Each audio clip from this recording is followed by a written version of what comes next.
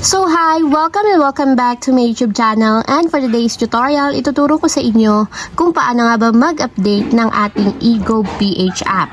But first, can you subscribe to my channel and don't forget to hit the subscribe button and the bell to notify you for my new updates.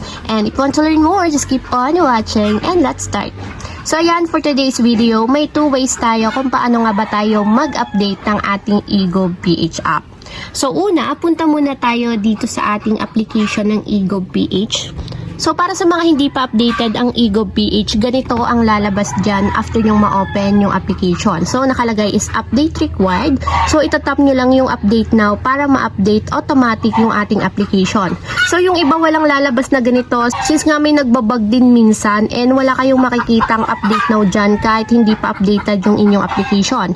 So ito yung ating first step. Dito mismo makikita sa application ng Ego PH. So ang second step natin para makapag-update tayo ng Ego PH is pupunta tayo sa Google Play Store, and then dito sa search bar, isa-search natin is yung Ego PH. So ayan, kung makikita nyo ito yung application ng Ego, and kung hindi pa updated, may lalabas dyan na update sa right side niya. So ang gagawin natin para ma-update is itatap lang natin yung update, and then wait lang natin hanggang sa matapos ma-install. So ayan, after ma-install, itap na natin yung open para directly mapunta tayo sa pinakang application ng Ego PH.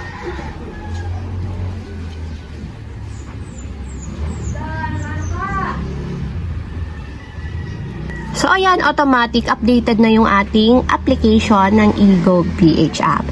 So ayun guys, ganun lang kasimple kung paano nga ba mag-update ng ating Ego PH app. If you have a question, comment down below and don't forget to hit the subscribe button and the bell to notify you for the new updates. And thank you for watching! Living life, every day, late at night, not okay.